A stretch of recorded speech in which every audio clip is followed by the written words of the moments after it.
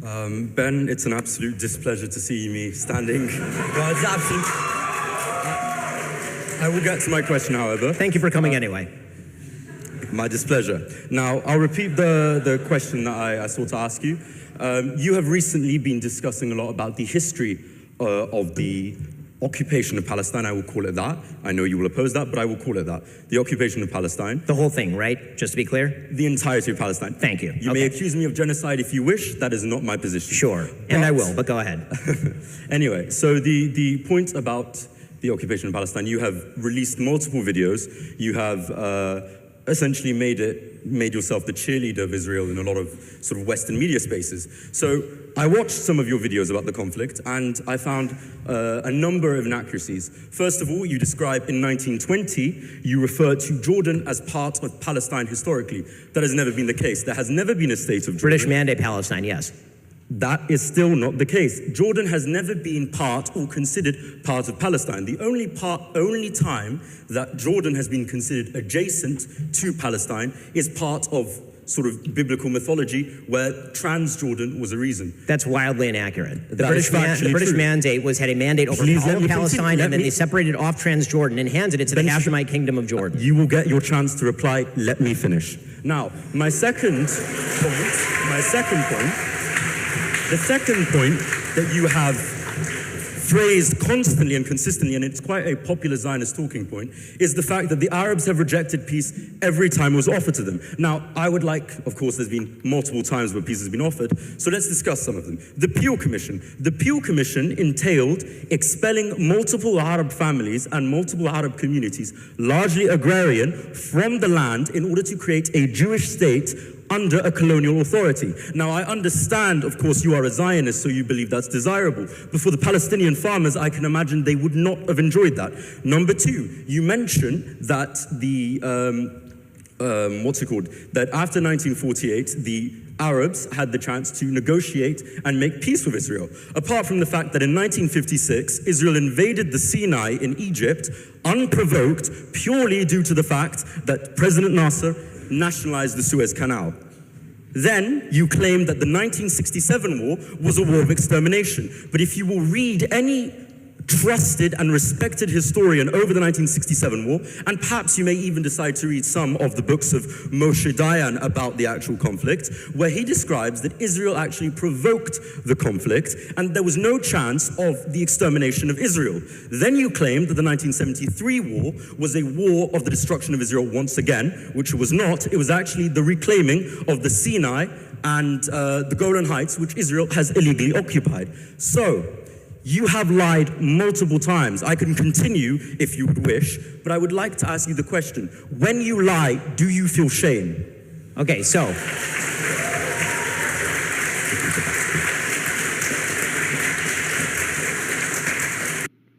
Hello, everybody. Welcome back, one and all, to the Dr. Nasir Shaikh Show. What's on tap for today was, you saw right there, folks, you saw this kid bringing some receipts to Ben Shapiro. Let's see if those receipts are valid or if Ben has some of his own receipts to present. Let's get to that right now. I would have to be lying as opposed to you just being wrong about all of these things, which you are. So let me start from the very beginning of what you said.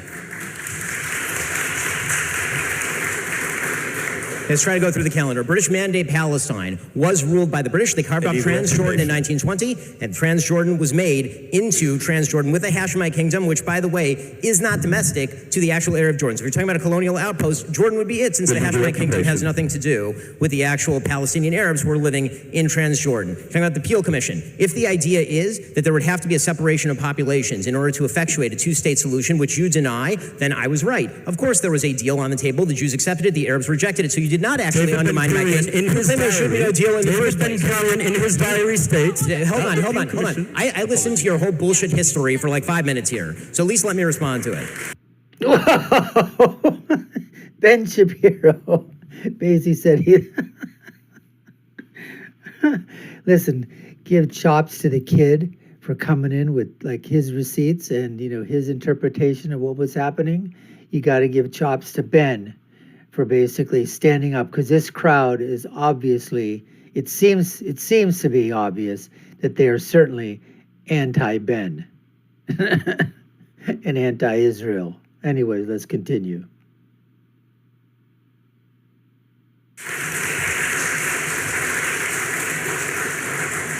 Your entire claim is that the Arabs did not reject peace, and then in your own disquisition, you admitted that the Arabs rejected the Peel Commission plan, which was a separation between the Jews and the Arabs, which gave an extraordinary amount of land to the Arabs. The Arabs then rejected the peace partition plan proposed by the United Nations in 1947.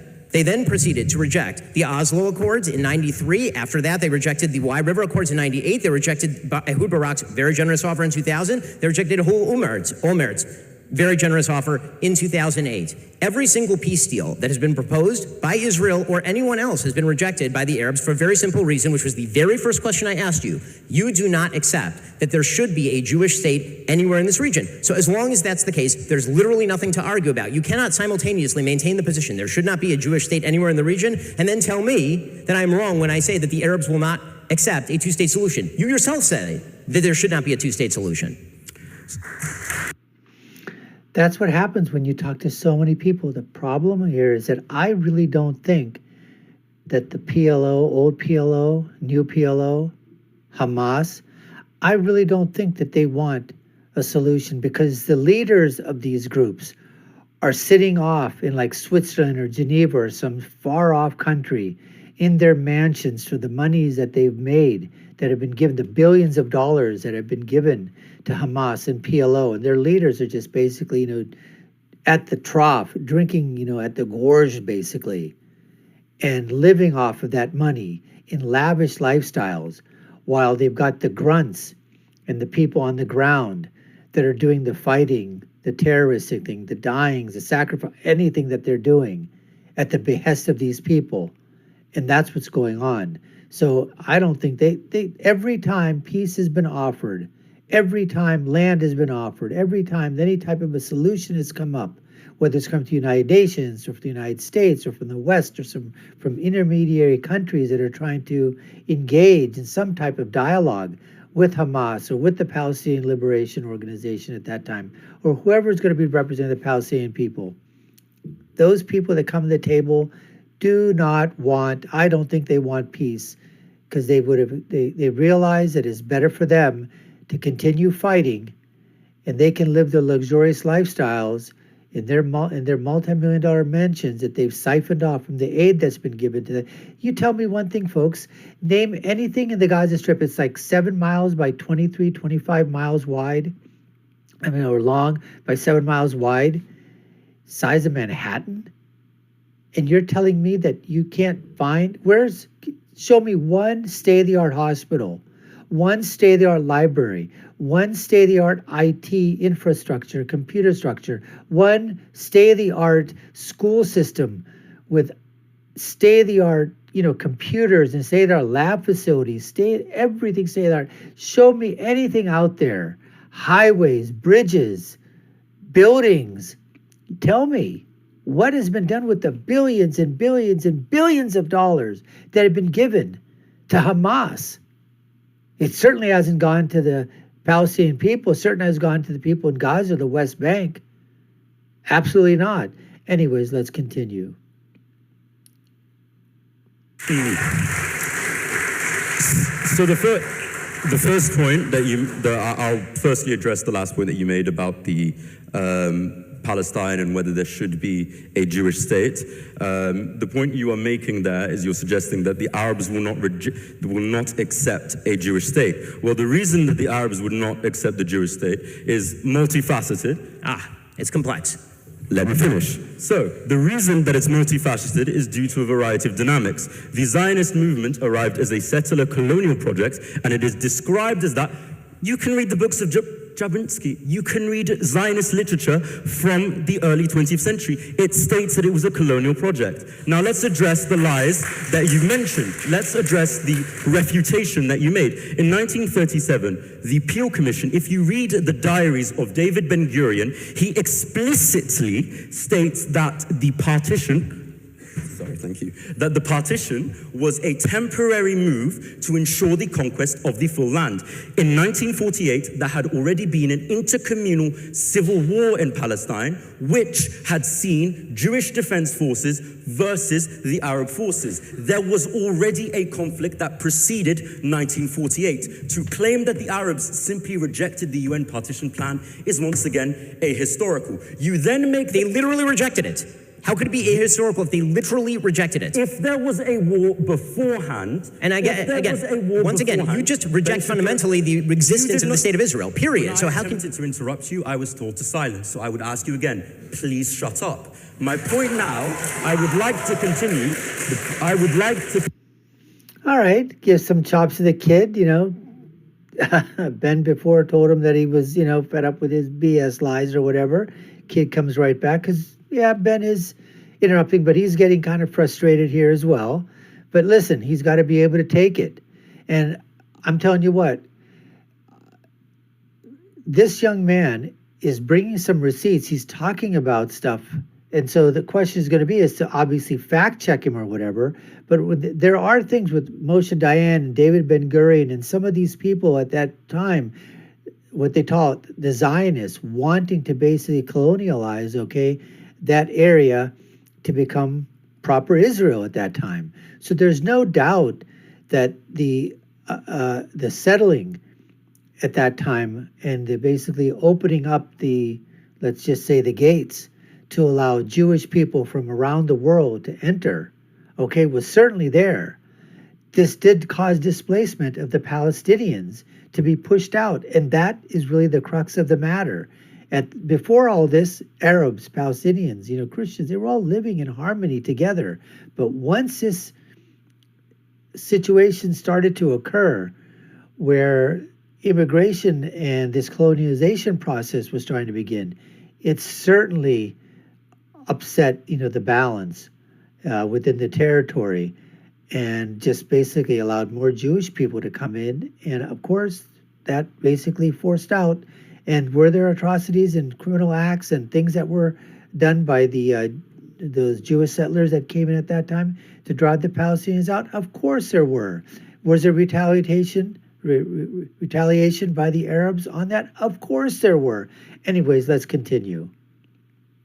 And you then mention the what was the peace plan you mentioned after? Okay, which one should we do? Should we do the?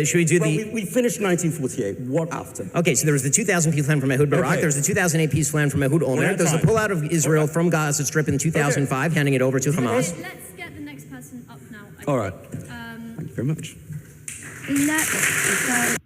Oh, I guess she ended it there, folks. She ended it, the moderator. That was quite interesting. Both bringing receipts, the student refuting Ben's refutations. So the question is going to be got to go out there if you're really looking to get more information on, the historical nature, the historical aspect of this conflict, which is voluminous. It's out there to understand. But there were certainly some things that I learned. How many of the different peace accords were brought to the table? I knew there were several. I didn't know that there were 7 or 8 or 9 of them. I do realize that all of them were rejected. But anyways, very interesting discussion, very interesting dialogue. We appreciate you taking the time to watch. You've been watching the Dr. Nasir Shaikh Show. I've been your host, Dr. Nasir. If you haven't done so already, subscribe to that channel, like, share, and follow us. Let us know what you think. Put your comments below. Follow the links below to different videos that we have. Leave you with my final thought, which is, when you're right, you're right. And when you're left, you're wrong. We'll see you again next time, folks. Take care and stay safe.